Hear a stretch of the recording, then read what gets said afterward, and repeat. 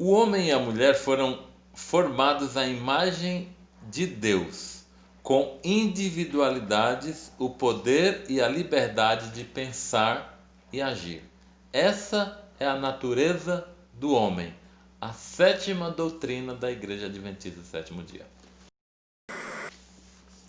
Como você sabe, as doutrinas da nossa igreja é tirado 100% da Bíblia. E hoje nós vamos falar da sétima doutrina. Qual é essa doutrina? A natureza do homem. Nós já vimos aqui a natureza de Jesus, nós já estudamos aqui sobre o Pai, sobre o Espírito Santo, sobre a Trindade, sobre a criação. E hoje nós vamos falar sobre a natureza do homem. Como o homem foi criado, né? Qual a origem do homem, como ele foi criado e assim por diante. Hoje nós vamos entender um pouquinho sobre essa doutrina tão importante para a Igreja Adventista do Sétimo Dia. Fique aí, fique atento que nós vamos aprender um pouco sobre isso. Nós sabemos que Deus criou o ser humano. Já falamos um pouco sobre o evolucionismo, né? Em contrapartida na doutrina da criação. E hoje nós vamos falar mais um pouco sobre isso. Deus criou o ser humano. Deus disse: façamos o homem à nossa imagem, conforme a nossa semelhança. E como foi que Deus criou? Deus criou, a Bíblia diz que Deus criou o ser humano do pó da terra. Deus, todas as outras coisas, Deus apenas com a sua palavra disse e as coisas se formaram. Mas quando chegou no homem, Deus foi lá, pegou a terra, fez um boneco ali, utilizou uma matéria pré-existente, o barro. E ali formou o homem, ali um boneco, todos os órgãos internos do homem. E foi assim que Deus criou o ser humano, conforme o modelo divino. Deus disse: façamos o homem à nossa imagem, conforme a nossa semelhança. Você já imaginou? Nós fomos criados segundo um modelo. E qual era esse modelo? O divino, né? Nós somos criados à imagem de Deus. Deus criou todos os outros animais, os peixes, os pássaros, os répteis, segundo a sua espécie. Cada um a sua espécie. Mas nós, Deus criou conforme a sua imagem e semelhança. E Deus, então, colocou o ser humano numa exaltada posição. Qual era essa exaltada posição? O ser humano foi o auge da criação de Deus, né? Foi a principal criação de Deus. E ele incumbiu o homem, o ser humano. Quando eu falo homem, é o homem e a mulher. Incumbiu o ser humano de cuidar, de administrar, de proteger, de cultivar, entendeu? Todas as coisas que haviam ali no Jardim do Éden ficou sob a administração do ser humano. Então o homem e a mulher ficaram numa posição exaltada. E assim que foi a criação do ser humano. Agora, e a natureza, nós vamos ver a unidade da natureza do ser humano. Algumas pessoas falam que o homem é composto de 3 partes: o corpo, a alma e o espírito. Será que é assim mesmo? Será que é corpo e alma e espírito? Quais são as porções características dos seres humanos? Será que são essas? Nós vamos analisar. Quando Deus criou Adão do pó da terra, criou ali um boneco, né? E o boneco, enquanto estava ali no chão, estava inerte, estava sem vida. E Deus então chegou e soprou no nariz do boneco, Adão, o fôlego da vida. Não existe em nenhum outro lugar um outro componente do qual o homem foi criado. Foi criado apenas do barro, né? Um boneco da terra, e do fôlego de Deus. Estas são as únicas 2 partes que o ser humano foi criado. Este sopro, esse fôlego de vida, esse sopro de Deus é é a centelha da vida, é o que deu vida. Enquanto o homem estava lá só um boneco, não existia um ser humano. Mas quando Deus soprou no seu nariz, juntou o fôlego de Deus com o boneco, o homem, ele se tornou, a Bíblia diz, uma alma vivente. Ele se tornou uma alma vivente. Então, o homem é uma alma vivente. O homem não tem uma alma. O homem é uma alma. Então, o que é? O corpo é a matéria, o barro. O espírito é o fôlego de Deus. E ambos juntos, o corpo e o espírito, formam então uma alma vivente. Então, a alma é o ser humano como um todo, completo. A junção do corpo e do fôlego de Deus, do pó da terra e do fôlego de Deus, a matéria e o sopro de Deus. Então aí então se torna uma alma vivente. O homem passa a ser uma alma vivente. E isso é uma unidade indivisível. Não tem como dividir essas duas partes e permanecer alguma delas vivas, ou corpo ou espírito.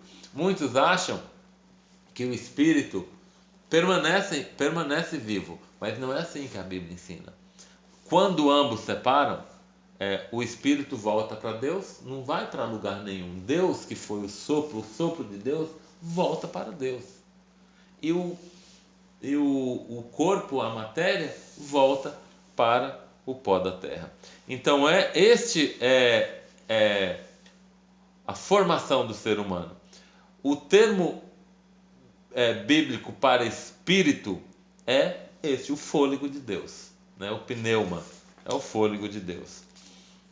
Agora, essa união entre o corpo e o espírito, como eu falei, é uma união, volto a dizer, indivisível. Não há como dividir o corpo do espírito. Nós fomos criados à imagem e semelhança do nosso Deus. Nós temos sido frequentemente sugerido para nós, seres humanos, que as dimensões morais e espiritual do homem revela algo a respeito da moral e da espiritualidade de Deus. Por quê? Porque nós somos criados à imagem e à semelhança de Deus. Santos, né? Quando o homem saiu da mão de Deus, ele era santo, assim como Deus também é santo, né? Existe diferenças porque Deus era onipotente, onisciente, onipresente, tinha as características de Deus. E o ser humano não tinha as características de Deus, mas tinha as características de um ser santo, de um ser puro.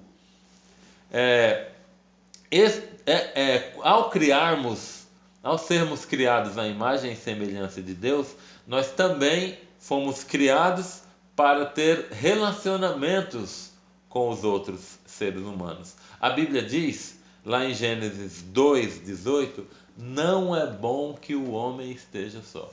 Ou seja, o homem não foi criado para estar só. Volto a dizer, quando eu digo homem, é homem e mulher. Não foi criado para viver sozinho. Ele foi criado para ter relacionamento, para se relacionar. Existe um ditado que diz: nenhum homem é uma ilha, porque nós realmente não fomos criados para vivermos sozinhos. Por isso que Deus disse: não é bom que o homem seja só. Da mesma forma que os três membros da divindade, quais são os três membros da divindade? Deus, Jesus e o Espírito Santo.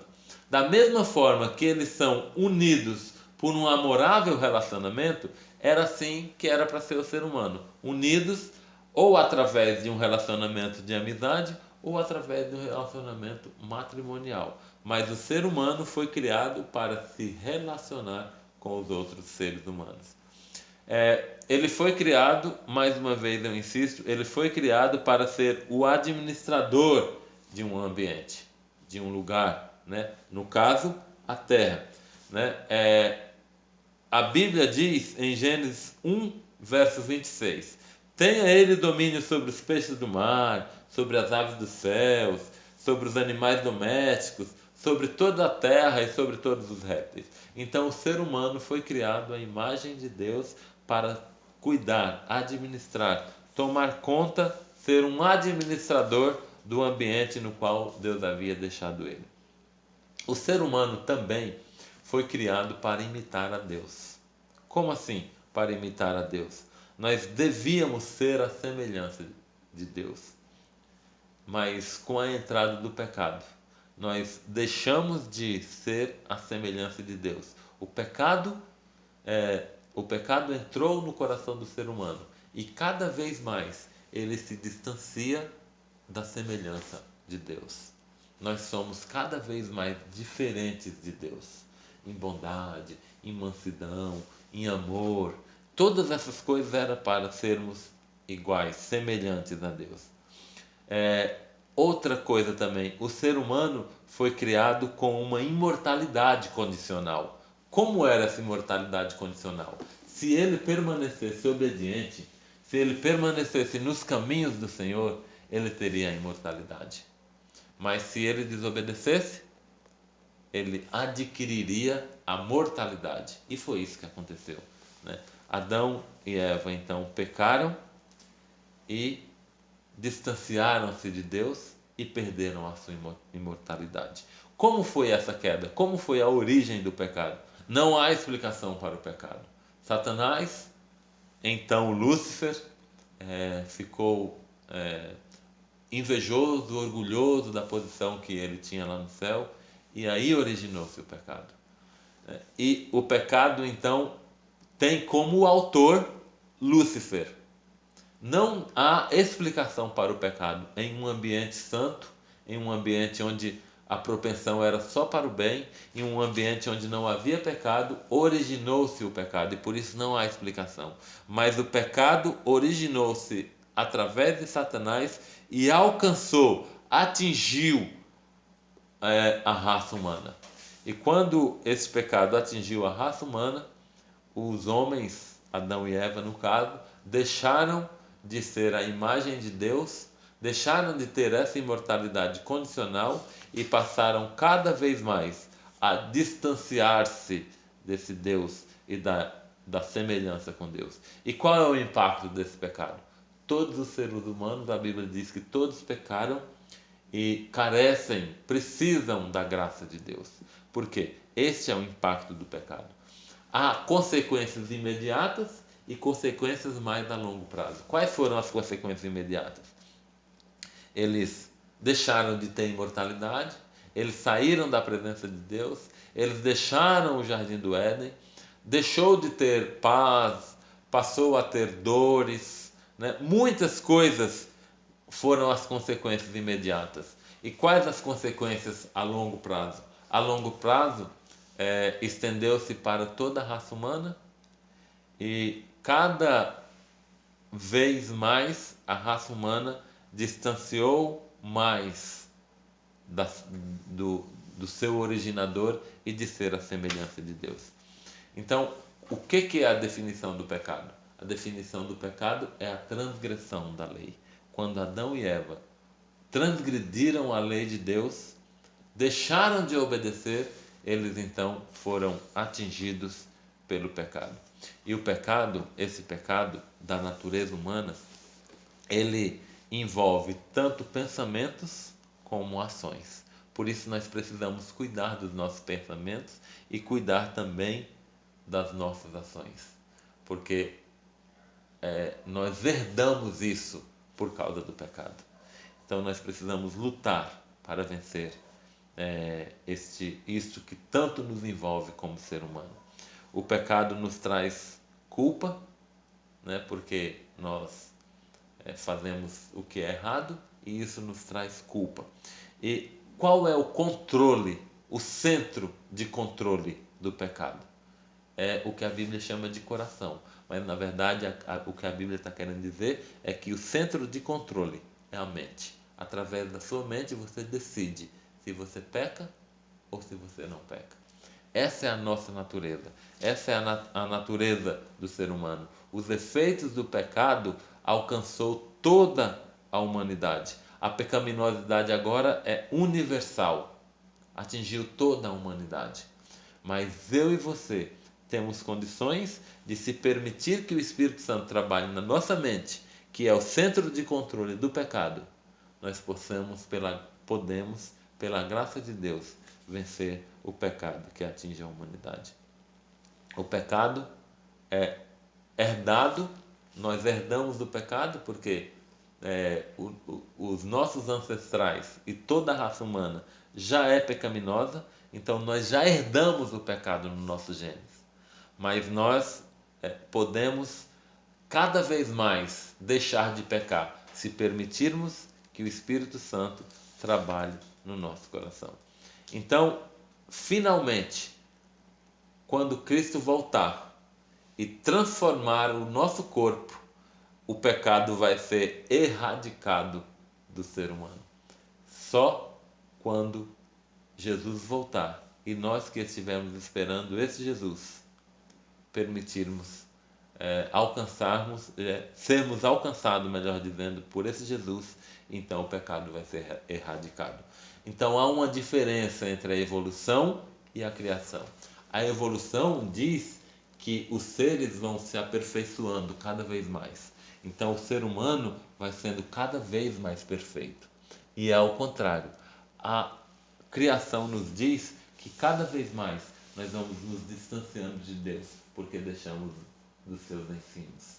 Então, percebe a diferença entre acreditar na criação e na evolução? Na evolução nós não precisamos de Deus, porque nós somos cada vez melhores, mais perfeitos. Em algum momento alcançaremos a perfeição.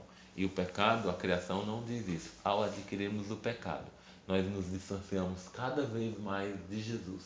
E precisamos de um Salvador se quisermos erradicar o pecado da nossa vida. Que Deus me abençoe e que Deus te abençoe. Essa é a visão bíblica da natureza do ser humano. Fomos criados à imagem de Deus, pecamos, mas podemos voltar a ser a imagem de Deus se permitirmos que o Espírito Santo trabalhe no nosso coração. Que Deus te abençoe. Vamos orar? Querido Deus, nós te agradecemos porque, apesar de sermos pecadores, através da cruz do Calvário, o Senhor nos alcança e o Senhor pode nos levar de volta aos braços do Pai para sermos semelhantes à tua imagem. Nós queremos te pedir que nos ajude para que possamos alcançar através da tua graça e que um dia possamos estarmos livres do pecado na Canaã celestial. Pedimos em nome de Jesus. Amém.